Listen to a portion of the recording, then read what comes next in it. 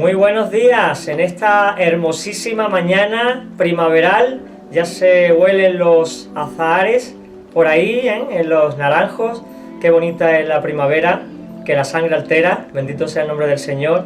Estamos en un nuevo programa de Short Time, un breve tiempo para reflexionar, aunque la cabecera del programa hoy era una luz en la oscuridad, que lo somos, porque hemos sido llamados a ser luz en medio de las tinieblas, pero no hemos podido poner la intro oficial, pero no pasa nada, seguimos en Short Time y estamos reflexionando durante un breve tiempo hoy con Juanito Johnson, que es pastor de la Fraternidad de Pastores, y valga la redundancia, la famosa Frapan. Sabéis que estamos emitiendo desde el 100.2 de FM. ¿Qué radio es esa, amigo? Efectivamente, Radio Amanecer, la radio que te acerca al Señor, que te acerca a Dios. ¿Y por qué? Porque lo que se comenta, lo que se habla, lo que se fabrica aquí es la sana doctrina, la palabra de Dios, el mensaje de la verdad, sin adulterios, sin contaminación. Es una radio amiga de confianza, una radio que respalda la Fraternidad de Pastores, lo cual es un respaldo espiritual impresionante. El programa también está respaldado por el Espíritu Santo, que es el que nos interesa, y por la Fraternidad de Pastores, que no podía ser de otra manera. Bueno, pues como os decía, tenemos aquí a nuestro pastor y amigo, y lo voy conociendo un poquito más, porque es un hombre muy sencillo, muy cercano, muy llano. Las personas que a mí me gustan, ¿no? Que conecta rápido, que tiene familiaridad, y bueno, era de obligada referencia traerlo porque te acaban de nombrar presidente de la fraternidad. ¿Cómo se come eso? Hola, muy buenas, Juan Carlos. ¿Cómo se come? Con papas y una Coca-Cola cero, creo.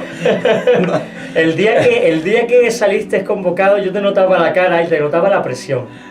Más la presión ha sido más bien la decisión, que no lo tomo a la ligereza. Claro. Era un poco más la presión del cargo, era la presión de la decisión. Claro.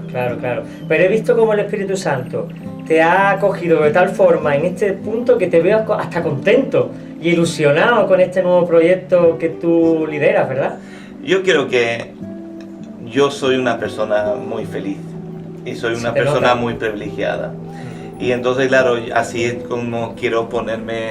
Sí, no me escucho muy bien ahora, más cerca. Y así me quiero tomar esto. Es un privilegio para mí poder trabajar con los pastores. Llevo muchos años muy integrados en la fraternidad y siento que lo que tenemos en Málaga es un privilegio, es un milagro realmente poder tener tan buena relación entre iglesias y pastores que hasta cierto punto son muy diferentes.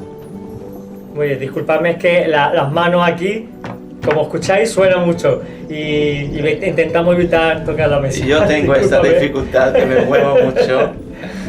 Sí, entonces sí, es un privilegio, sí. Es un privilegio. Bueno, como veis, es bastante joven. Creo que si no el Benjamín de la fraternidad, por los pelos, ¿no? Y sin embargo ha aceptado ese reto. Por los pelos, ¿no?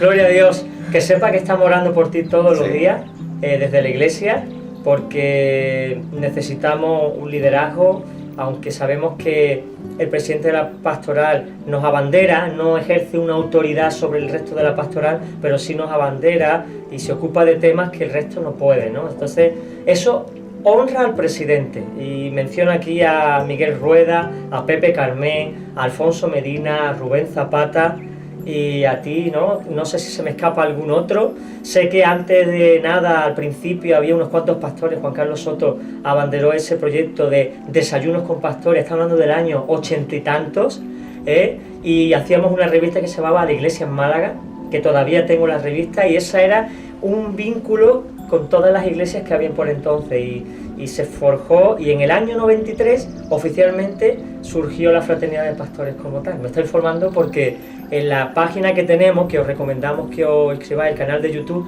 se llama Fraternidad de Iglesias Evangélicas Málaga. Fraternidad Iglesias Evangélicas Málaga. Esto no es para los pastores, es para toda la membresía de la ciudad, que necesitamos un punto de encuentro para estar unidos, porque al final somos una sola iglesia, ¿verdad, Juanito? Eso sí. Yo creo que la unidad, más que una organización, más bien es una actitud. Nosotros también llevamos muchos años como iglesia orando por cada pastor cada domingo y cada iglesia en la provincia de Málaga, porque es una manera de educar la iglesia, que no somos solamente nosotros que estamos reuniéndonos en este lugar, sino somos parte de algo que Dios hace en esta zona, en la Costa del Sol. O sea que es muy importante para nosotros pensar de esta manera en el reino y en tener siempre una actitud de desear lo mejor para las otras iglesias y sobre las familias pastorales. ¿Tú sabes lo que es el flashback? No sé. ¿Tú no has visto en las películas que está una persona narrando algo y de repente una nebulosa la remonta al pasado? Sí. Entonces empieza a contar una historia en el presente, pero acerca del pasado. Pues hoy vamos a hacer un flashback con tu vida. Vale, un flashback. ¿Qué edad tienes tú, Juanito? Yo recién cumplí 46 años. 46. Bueno, pues vamos a remontarnos a los orígenes, el ambiente de tus padres, de dónde son ellos. Cuéntanos un poquito tu historia. Yo nací en Laponia. Anda. Laponia ¿Es Finlandia? Es Finlandia y es Suecia y Noruega. Es la parte norte de tanto Finlandia, Suecia y Noruega. Y nací ahí en un pueblo que se llama Lycksele, y cuando tenía 6 meses mis padres y mi familia mudaron a Bolivia. Y entonces mi crecimiento fue en Bolivia desde los 73 hasta los 79. O sea que tú naciste en Laponia con los pingüinos. Nosotros nos llaman boquerones. ¿A ti te llaman los pingüinos o cómo? Sí, pero es una circunstancia que nací ahí, pero esos son mis raíces. ¿Y por qué se fueron a Bolivia tus padres? Mi padre llevaba un tiempo, tenía un gran llamado sobre su vida como joven y sintió el llamado de Dios, pero después empezó a estudiar y más o menos lo dejó. Y después cuando volvió, fue con un gran fervor y ya tenía 2 niños. Yo no era planeado, o sea que cuando estaban planificando para ir a Sudamérica, vine yo y dije yo quería apuntarme, claro, a la aventura. Y entonces él fue muy radical, vendió su coche y compró los boletos para toda la familia a Bolivia. Pero vamos a ver, ¿cómo conoció el Señor? ¿Allí todos son cristianos en Finlandia? Porque a veces tenemos Suecia. Entonces Suecia, la parte sueca. Sí. ¿Allí son la mayoría cristianos o la juventud es un poquito agnóstica? ¿Cómo fue su experiencia? La historia de Suecia ha habido mucho avivamiento en Suecia, o sea que es un poco contrario, porque a la vez que ha habido mucho avivamiento en la historia, es uno de los países más ateos del mundo. ¿Sí? Y más individualistas, o sea que ahora mismo la iglesia no es fuerte en Suecia en este sentido. Hay iglesias importantes, fuertes. El movimiento pentecostal era el más significativo en los principios del siglo pasado. Y claro, mi padre nació en ese movimiento y fueron a Bolivia como misioneros. Había una ola de misioneros en los 60, 70 de Suecia. Qué bueno. A muchos lugares del mundo. ¿Y con qué edad se convirtió tu padre, más o menos? Él se convirtió como joven. Él creció en una familia cristiana y no es que dejó el Señor, pero se alejó. Él estaba ya en un contexto cristiano, evangélico, pero se alejó en su adolescencia. Si nos remontamos de flashback aún más, la abuela de mi padre en la zona fue la primera que se bautizó en esa zona. Interesante. Vamos a remontarnos aún más, ¿vale? Si quieres una historia muy brutal, porque ya como hablando de flashback, el abuelo de mi abuelo era el dueño de más que mitad de mi ciudad natal. ¿Tu bisabuelo? Mi bisabuelo, sí, el abuelo de mi abuelo. Pero él tenía problemas con alcohol, era también cazador de oso y tenía problemas con juego. Y entonces él perdió mitad de la ciudad jugando a las cartas.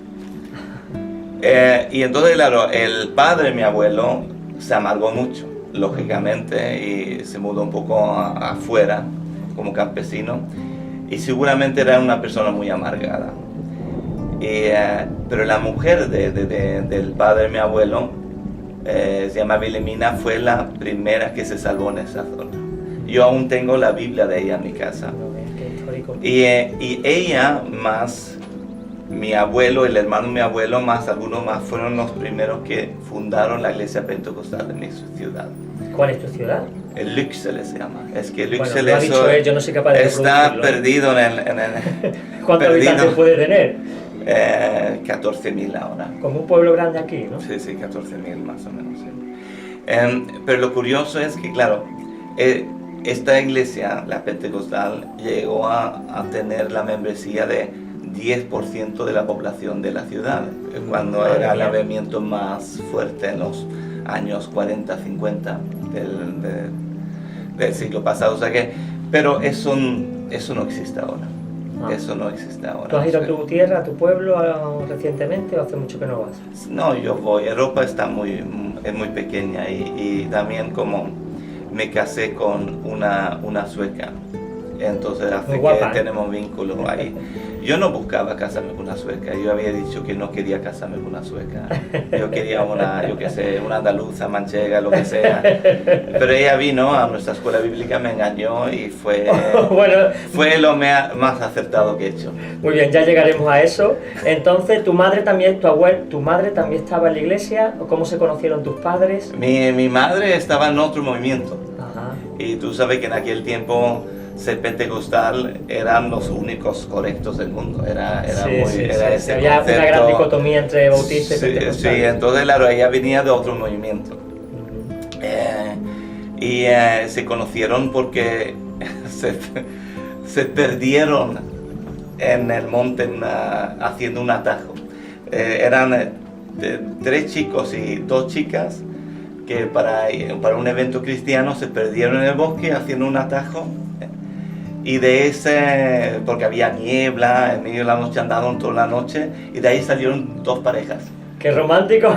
Y un chico se quedó sin nada. Pero, pobrecito. Y este libro se casó. O sea que esta manera de conocer a alguien nunca se ve en un libro cristiano. Qué interesante. ¿Cuánto tiempo estuvieron perdidos? Toda la noche, o sea que yo supongo que anduvieron, yo qué sé, 6-7 noches, bueno, 6-7 de estaban horas. Perdidos, pero no realmente porque el Señor estaba conduciendo aquello. Sí. Bueno, entonces, ¿cuántos hermanos sois vosotros? Yo soy el pequeño. Tengo una hermana mayor y un hermano mayor. ¿De qué edades, si se puede decir? Mi hermana tiene 8 años más que yo y mi hermano 3 años más que yo. O sea que estáis todos los 50 y poco, 40 y tantos. Sí. Muy bien, entonces cuéntanos lo de tu viaje a Bolivia. Claro, yo era muy pequeñito, o sea que, pero yo crecí como un boliviano, con un cochabambino, teníamos una... Claro, tú tienes acento español, no tienes acento... No, mi acento es raro. Es raro, pero lo más curioso es que lo que mejor hablo es español.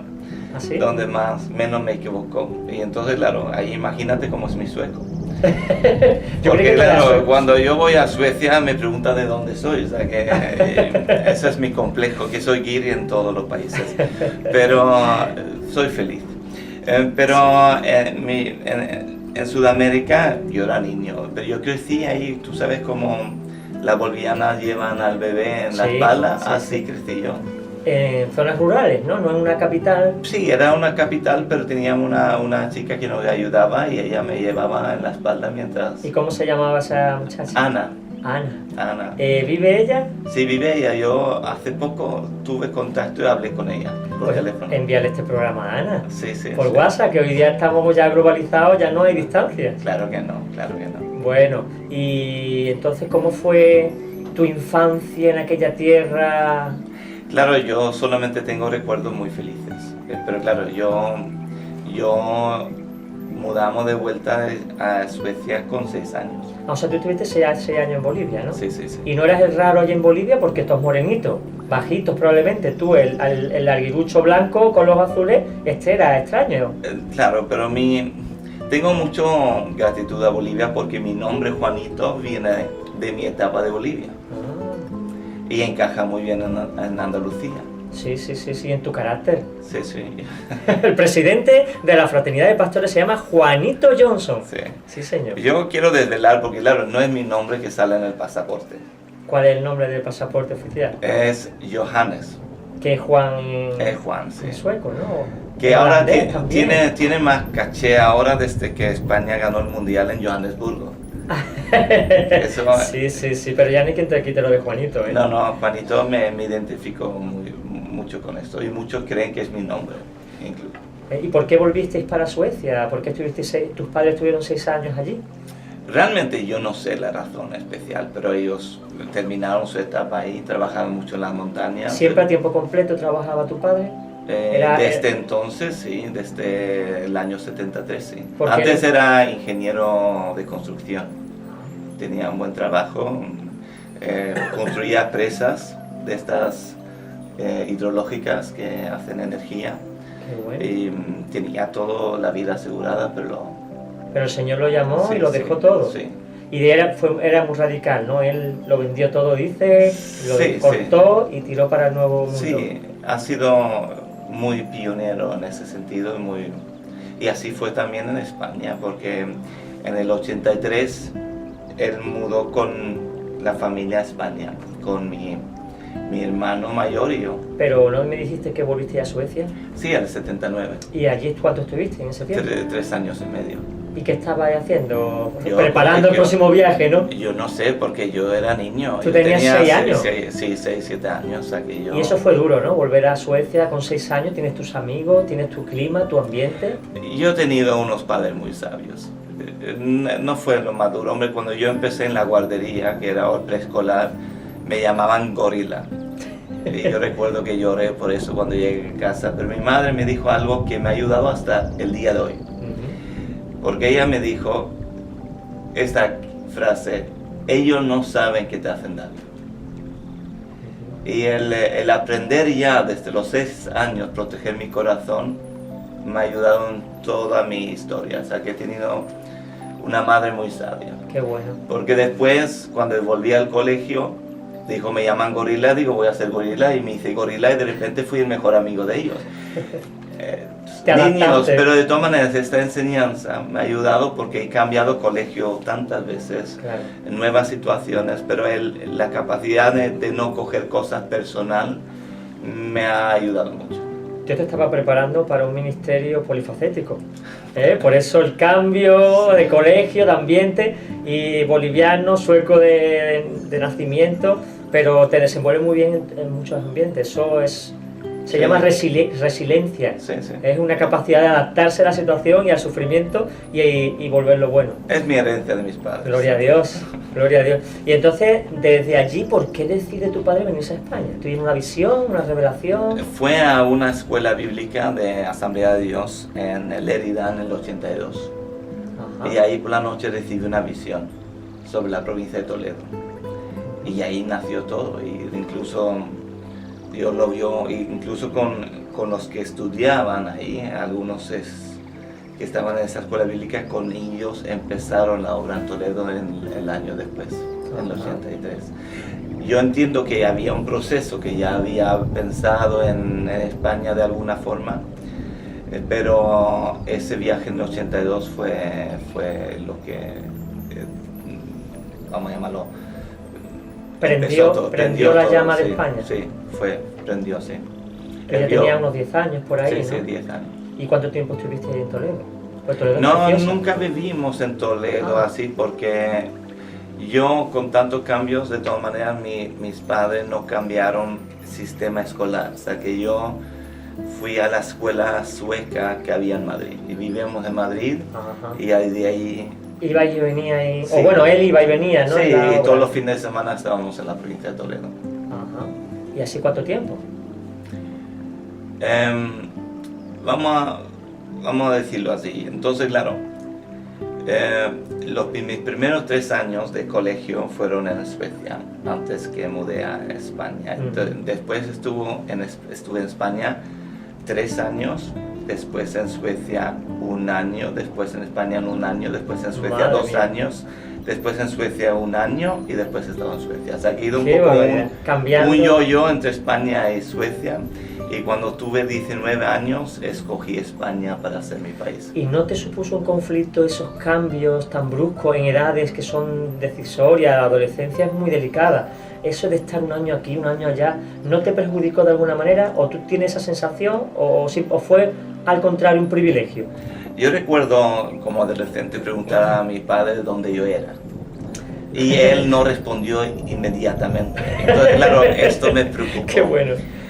Yo creo que en mi adolescencia, cuando tuve una crisis de esta manera, o crisis, nunca fueron severos. Ajá. Hombre, cada una crisis de identidad que tiene todo adolescente, claro, ¿no?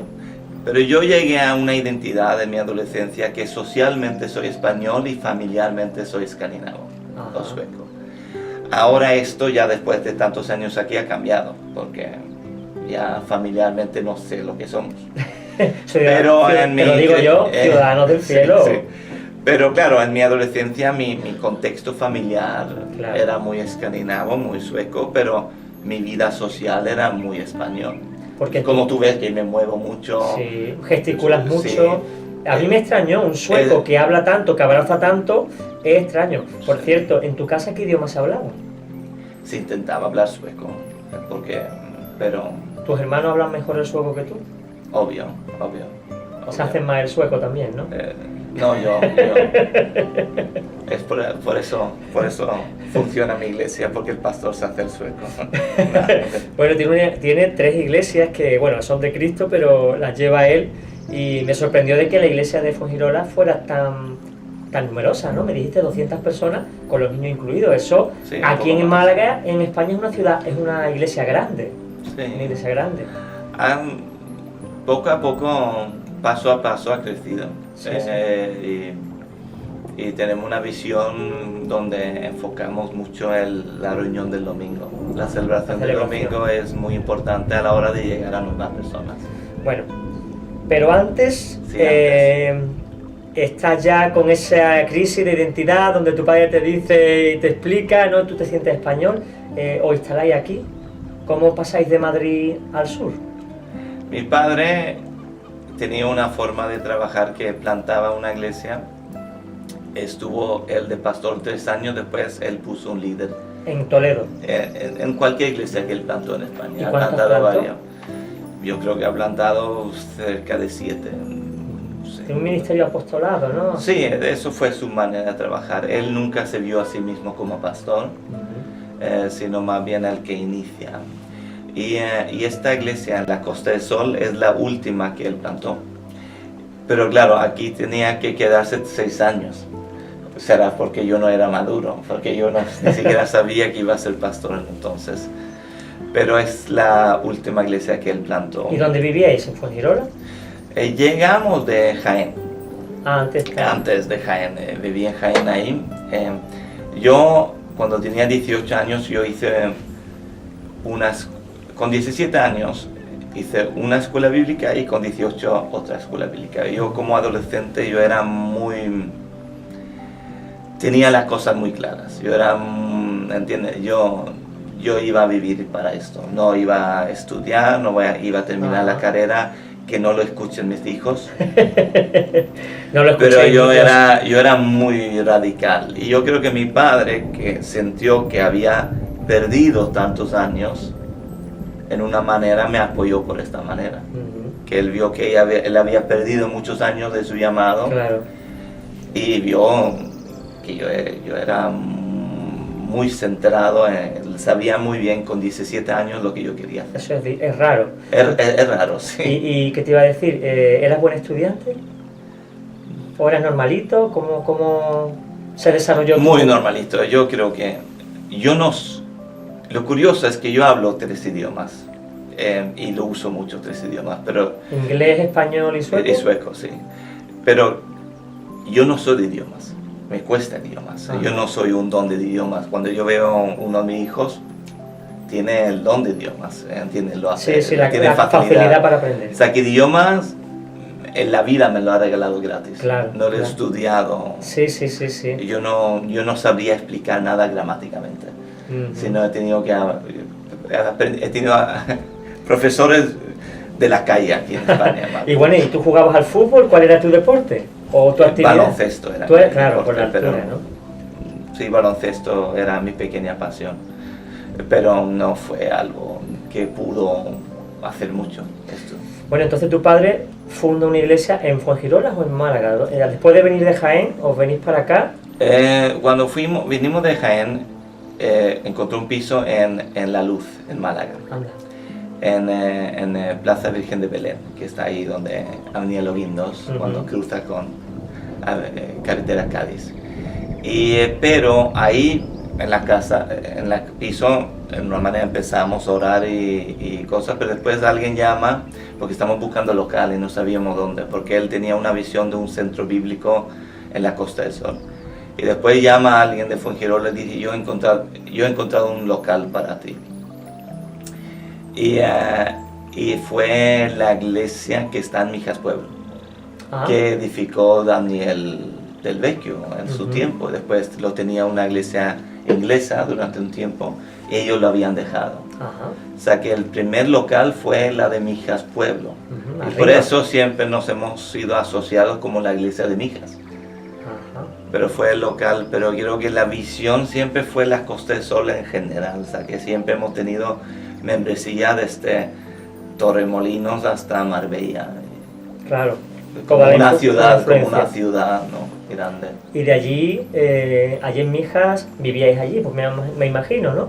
Yo seguía viviendo en Málaga. En La Luz. En La Luz durante un tiempo, casi hasta que me casé, o sea y mis padres vivían en Mijas. Entonces, ¿y cómo surgió tu relación con tu esposa? ¿Cómo la conociste? Claro, ella es muy valiente, porque ella llegó aquí porque vio un anuncio sobre nuestra escuela bíblica. Y ella, ¿Pero llegó de dónde? De Suecia. Ella, ¿Se vino para acá por el anuncio? Sí. Madre mía. Sin conocernos. Ella había antes trabajado en Tenerife y tenía una pasión por el idioma español y por trabajar en España. Ella ya desde los 8 años sabía que tenía que aprender español. ¿Cómo se llama tu esposa? Se llama Ulrica. Ulrica. Sí, Ulrica. Sí. Dale un saludo a Ulrica, sí, ¿no? Que va a ver el programa. ¿La quieres mucho o qué? Sí, mucho. Llevamos 22 años casados. Te quiero, cariño mío. Y que no sea de otra forma, sino esta noche, gloria a Dios, sí, se ve que se quiere. Bueno, ¿y cómo la conociste? Vino ella desde Suecia, pero al instituto, ¿el instituto era interino? ¿Podía ella vivir allí? Sí, teníamos un piso y era todos los días de la semana y lo teníamos durante varios años y teníamos entre 10 y 20 estudiantes cada año. ¿Eso en Málaga o en Mijas? En Mijas lo teníamos entonces plantado. Y entonces cuando ella llegó, era el primer año que yo era profesor. O sea que... Pero y ahí le durante el ojillo, ¿no? Sí.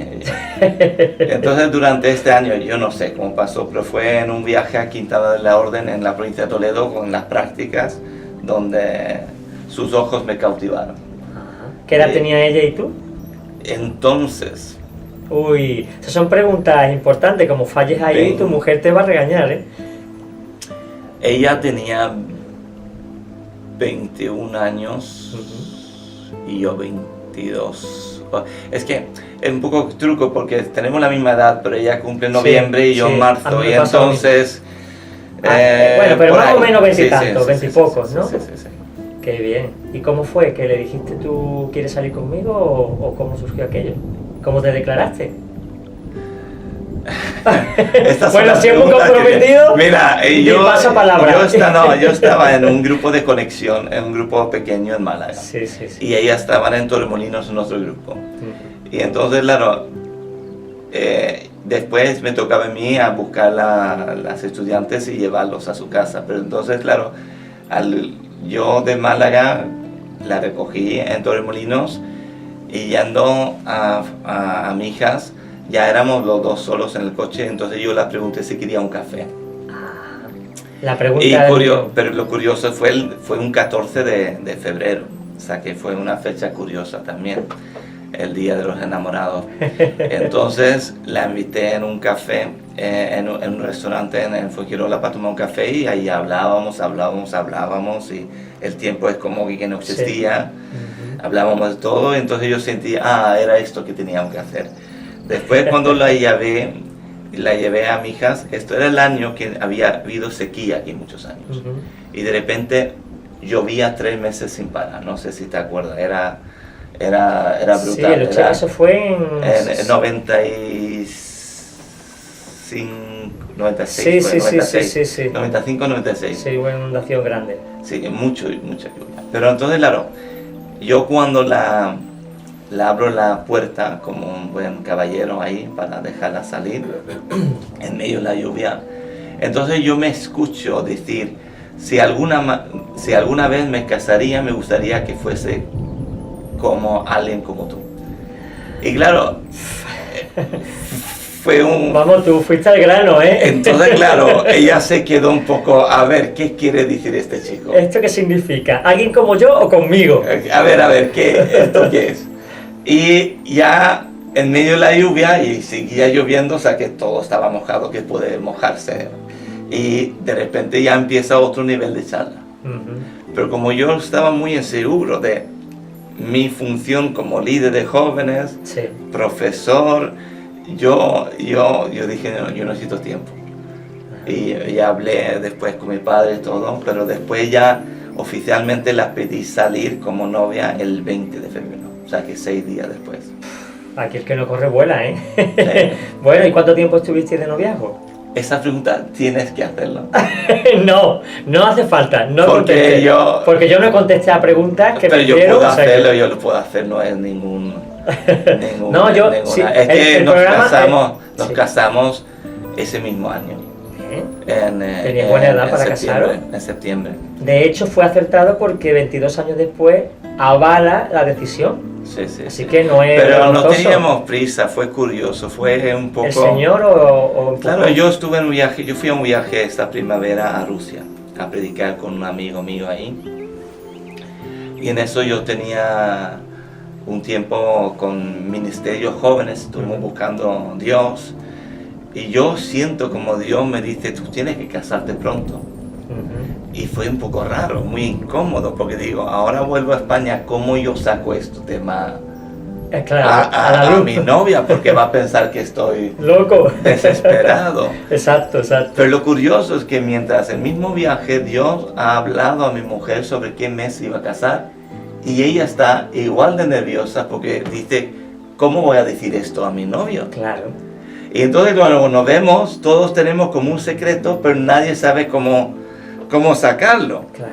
Y de una forma que aún no se sale un poquito de esto. Y entonces, claro, yo dije, yo creo que tenemos que casarnos más antes que lo habíamos pensado. Y ella dije, sí, yo lo sé, y yo sé el mes. Y entonces Bueno. cuando yo pregunto, ¿cuál es el mes? Ella dice, no te lo voy a decir, eso tienes que tú preguntarlo a Dios. Como una prueba. Qué interesante. Y claro, y acerté, menos mal. ¿Qué Yo mes- no en sé qué si mes te fue casaste? en septiembre. ¿Qué día? El 7. 7 de septiembre. Y cuando nosotros invitamos a mis padres, en aquel tiempo nosotros siempre cuando invitamos a mis padres para algo fue McDonald's porque eso era nuestra economía en aquel tiempo. Y entonces siempre sabían que teníamos algo que decir. Y entonces, Sí. entonces nosotros dijimos, mira, tenemos algo que decir, que nos vamos a casar, y claro, ellos se ríen como, claro, nos hemos dado cuenta que... Que va en serio esto. Y entonces, claro, en Suecia la mujer tiene 2 anillos. Uno De pedida, digamos. pedida y otro en La boda. la boda. Y el marido tiene 1. Ah, sí, el marido es solo uno. Sí, no sé. Es costumbre. Tradiciones, yo que sé, es costumbre. Entonces, lo de casamiento los compramos los dos aquí en Lario, en el centro, en la calle Larios. Pero ella iba a usar un anillo de su abuela, que íbamos a poner y prepararlo. Y cuando mi mujer enseña el anillo a mi madre, ella ve la fecha que pone y es la misma fecha que nos íbamos a casar. Madre mía. Y entonces, claro, es 7 como... de septiembre, fue un impacto. Porque nosotros no nos habíamos dado cuenta. Entonces, claro, cuando lo decimos, claro, la sensación fue ahí en McDonald's, curioso. Qué interesante toda esa experiencia, Sí, ¿verdad? sí. Yo no sabía que esta charla iba a ir de esto. El próximo día que vea a tu mujer le voy a pedir que me enseñe el anillo, por favor, porque ya es que me ha picado la curiosidad. Claro. Claro, solo cambia el año, pero la fecha es Es la el día y misma el que mes, la misma. al final fue la misma que su Dios abuelo. dando señal tras señal tras señal, inequívoca de su... O sea que Bueno, ¿os casáis? ¿Dónde os casáis? nos casamos en 2 lugares. Primeramente en Suecia, el 7 de septiembre, y 2 semanas después hacemos una boda aquí. ¿Tu padre os casa en los dos Sí. ocasiones? Aquí lo que hacemos es diferente porque aquí, como ya nos hemos dado los votos en Suecia, ponemos un vídeo de cuando damos los votos, Ajá. y aquí los dos, más bien como pareja, nos damos al país de España. Ujú. Nos entregamos a que ella está acá, ella está vestida de gitana y yo de cordobés. No me digas. Sí, sí, sí. Y están todos los pastores españoles orando. Y Esa foto me la tienes que enseñar, por favor. Sí, y como familia, como pareja, nos damos a este país, nos sembramos aquí con la segunda Qué boda. bueno. ¿Y tu mujer cómo iba con el español? Ahora bien, pero entonces... Ella es que sabe mejor porque sabe la gramática. O sea, que ella puede Hablar y defenderse... ser mucho mejor, puede entender mejor porque tiene la base. Ajá. Y ya está. O sea, que Entonces os casaste y ¿dónde fuiste a vivir? es Y que perdona, cuando- que te saque el padrón, ya que estamos, se trata de conocerte, ¿no? Claro, pues cuando nos casamos no teníamos donde vivir. No teníamos Lugar, ni dinero, lugar. para comprar una casa. No, ni alquiler teníamos. Es que no teníamos Sí, lugar. sí, sí, sí. O sea que fue un poco contrario de lo más tradicional. Claro. Claro, yo vengo de Castilla-La Mancha, con Don Juan, y Todo se eso- prepara una boda a 7 Claro. años. O sea que nosotros, primeramente, ellos nos solucionan un piso provisional durante los primeros meses, después encontramos un piso en Fuengirola Ujú. que alquilamos. Y ahí... Habéis desarrollado vuestro matrimonio, la crianza de los hijos, el ministerio, todo así allí, ¿no? Todo aquí, sí. Los 3 hijos nacieron en el mismo hospital, en Marbella, Ajá. de la Costa del Sol. 3 niños Sí, guapísimos. Sí, sí. O sea que Y bueno, ¿y el llamamiento pastoral cuándo surgió? yo diría 98, Ajá. aunque me hicieron pastor en el 2000. 98 yo estaba trabajando mucho con jóvenes, teníamos muchas campañas evangelísticas. A tiempo completo estabas trabajando, ¿no? Sí, yo desde los 19 años tiempo completo. Ujú. Porque como dije, estaba muy enfocado con los 17 años de lo que yo Sí, iba a sí, ir. sí, muy centrado. O sea que los primeros años yo vivía de lo que ganaba el verano, trabajaba un poco en Suecia y fui aquí a vivir de ese dinero todo el año. Ujú. Pero cuando no tienes familia, es fácil. Claro, Es con fácil. cualquier cosa os apañáis. Sí, sí. Y después ya ha sido más el desafío cuando nos casamos y ¿A cuánto vinieron los niños? El primero. Después de la boda, ¿cuánto tiempo tardó en venir el primero? 3 años. 3 años, o sea, que Espera- no esperasteis mucho tampoco. Sí, 3 años y medio. Ujú. 3 años y medio. Qué bueno. No sé. Y en en- 99 En nació. 99. Y en el 2000 ya Es fuiste que levantado. nació justo 2 meses antes que me hice pastor. 2 meses. Qué buena Y para mí fue muy importante tener mi primer hijo a la vez que me hice pastor, porque me dio un buen balance, de equilibrio, ¿no? un buen equilibrio, porque me dio mucho más fuerza de lo que me quitó, porque yo pienso que yo me hice pastor con 26 años y eso en el contexto europeo era bastante joven, especialmente entonces. Yo recuerdo haber estado en conferencias en España y no me dejaron sentarme con los pastores porque pensaron que les estaba tomando el pelo. Qué lástima. Porque me vieron joven. Digo. Pero al final algún pastor me conoció, me avaló, no. Este es pastor, aunque no lo parezca. Sí. Qué bueno. Y entonces, claro, mucho del principio fue un gran aprendizaje, de aprender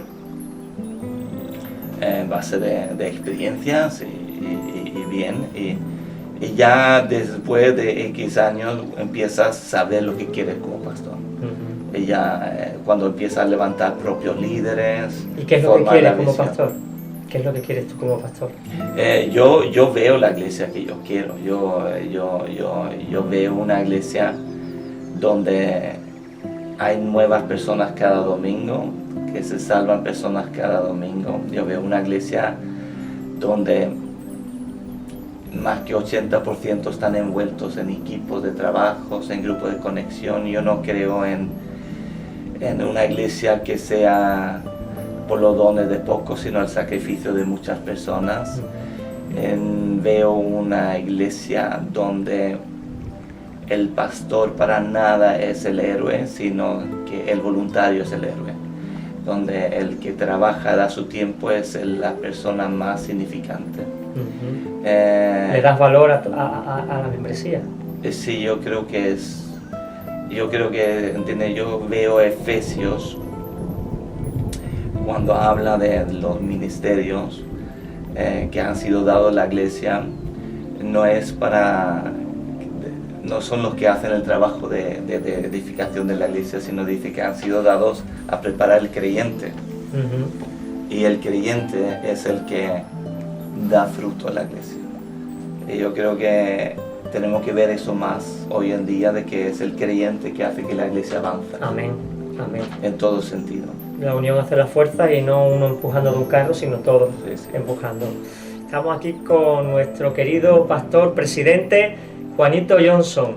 Yo tengo que decir que yo no había imaginado que esto era el lado que quería sacar de mí cuando llegué aquí esta mañana. Suele ocurrir. Eres Pero una abrelata, ¿no? De esto. exactamente, además, si tú analizas los programas y ves a los pastores, todos quieren ir muy deprisa. Y se te montan desde la niñez y ya están en el ministerio. No, tranquilo. Sí. Vamos a masticar, porque se trata de conocer la parte humana del pastor. Se trata de conocer el lado más natural, ¿no? O sea, que yo soy un andaluz que nació en Laponia, con trasfondo en Bolivia, en Cochabamba, Madrid y la Castilla-La Mancha. Claro que sí, tú eres un esbo sueco, ¿no? Sí. Algo así, español, boliviano y sueco. Muy interesante cómo Dios te ha traído hasta aquí, cómo te ha preparado para la obra, hermano. Esto no acaba nada más que empezar. Esto lo tienes tú muy claro, yo también. Esto va a traer una proyección muy grande, viene algo muy grande sobre España. Y Dios está preparando y forjando estos programas. Lo que están analizando es el lado humano, pero a la vez la preparación que el Espíritu Santo ha ido dando hasta formar a una persona, ponerlo en un lugar para poder echar la red y recoger la pesca abundante que Él va a traer.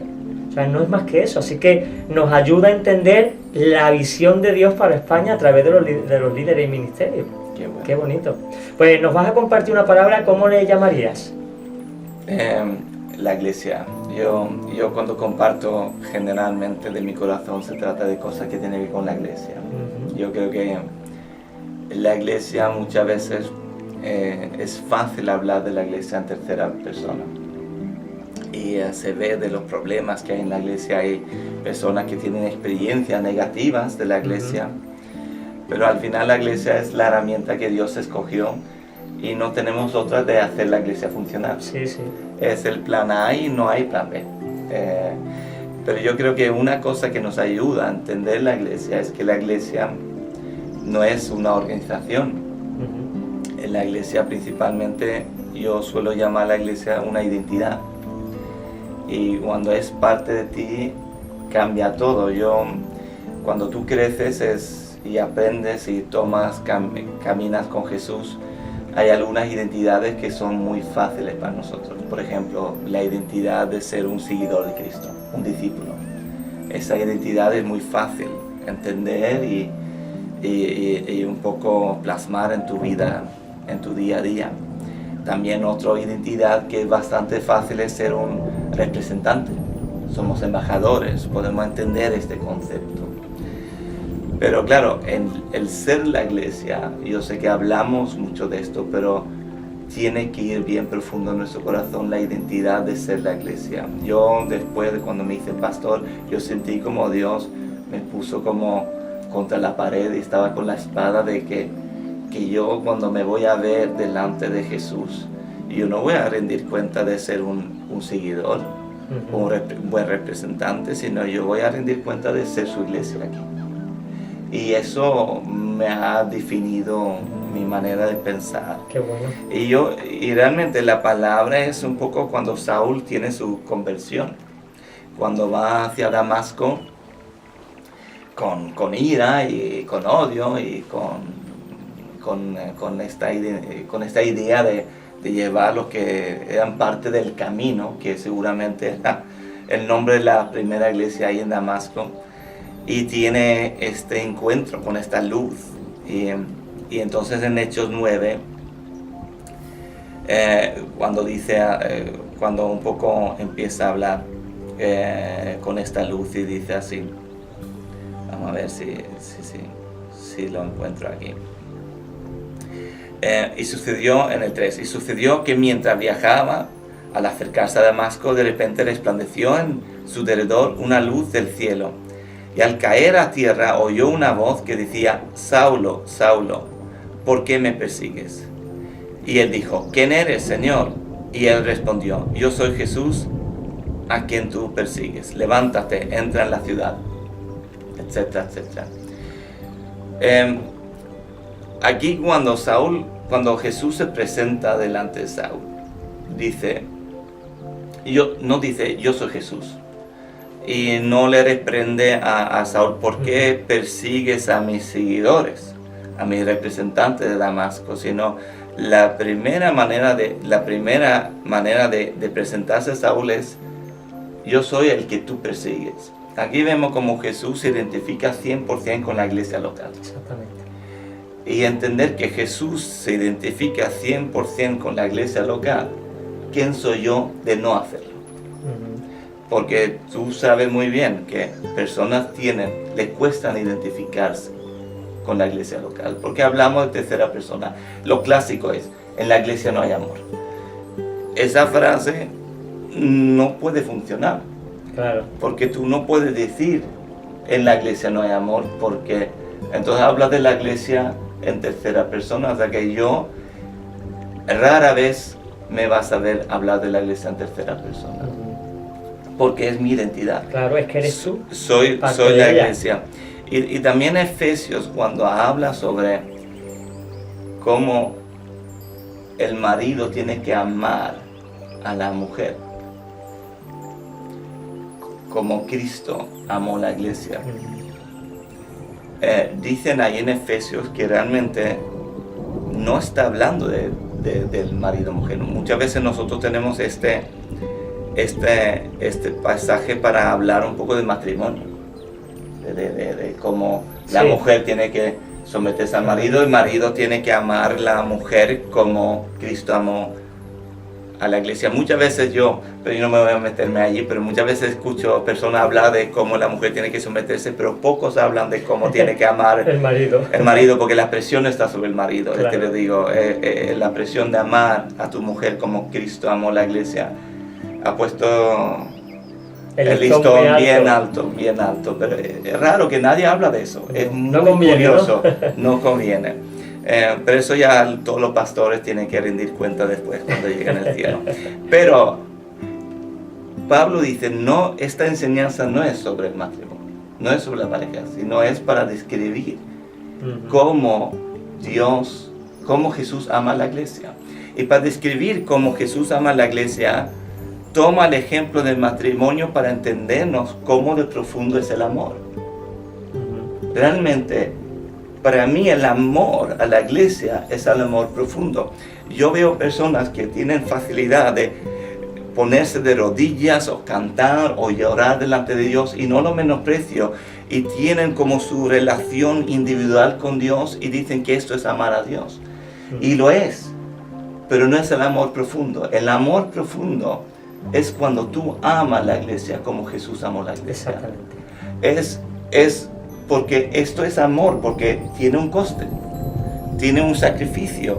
Y en una manera, cuando tú encuentras, cuando Jesús va a hablar con Pedro al final, dice, ¿me amas más que los demás? Vale, sí, o sea que te amo. Pero ¿cómo lo dirige después? Sígueme a mí, ¿no? sé un buen representante, no. Cuida. Viva para la iglesia. De tu vida para la iglesia. Si tú realmente me amas, tu enfoque, tu amor es la iglesia. Y descubrir este amor profundo que Jesús tiene para la iglesia, uno se da cuenta que no muchos lo han descubierto.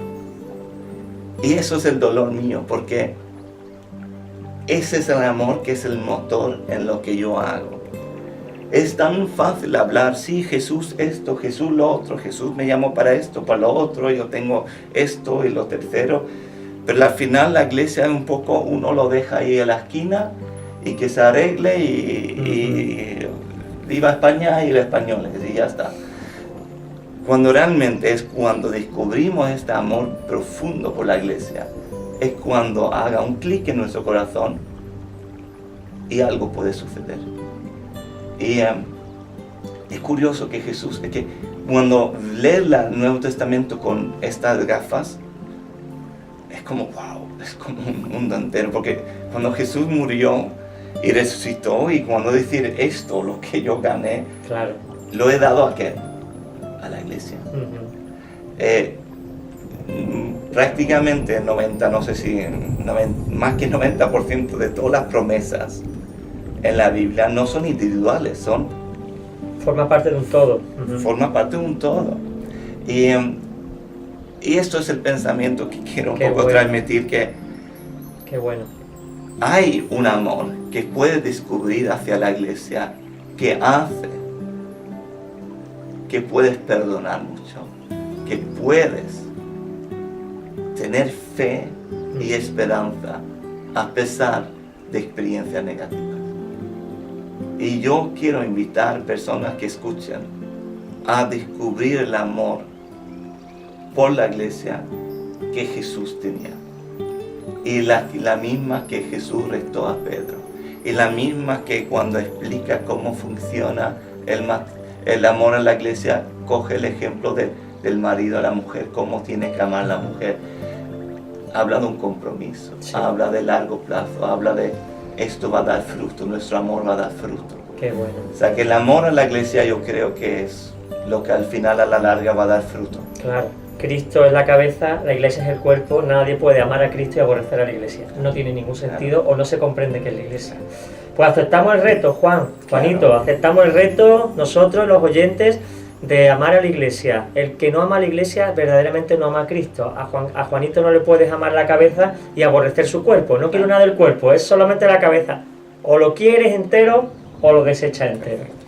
Pues Juanito, muchísimas gracias por estar aquí con nosotros en el programa. La verdad es que nos hemos sentido muy honrados por tenerte.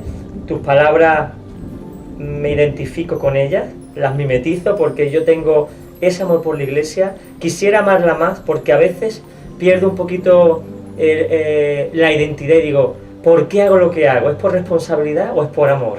Entonces me tengo que replantear constantemente cuál es el móvil de mi actuación, pero yo amo a la iglesia porque amo a Cristo. Y nada, hermano, te animamos a que te reúnas y te congregues en las iglesias. Esta es una buena opción. Si estás por la Costa del Sol, la iglesia Next, cortito, fácil de recordar, próximo, en inglés, es una iglesia muy recomendable para que pueda estar tú y toda tu familia. Así que gracias, Juanito. Muchas gracias, Juan Carlos. Pues nos despedimos ya, creo que tenemos un minuto, si no me Nieves no me corrige. Que sepáis que este programa lo patrocina la Iglesia del Monte.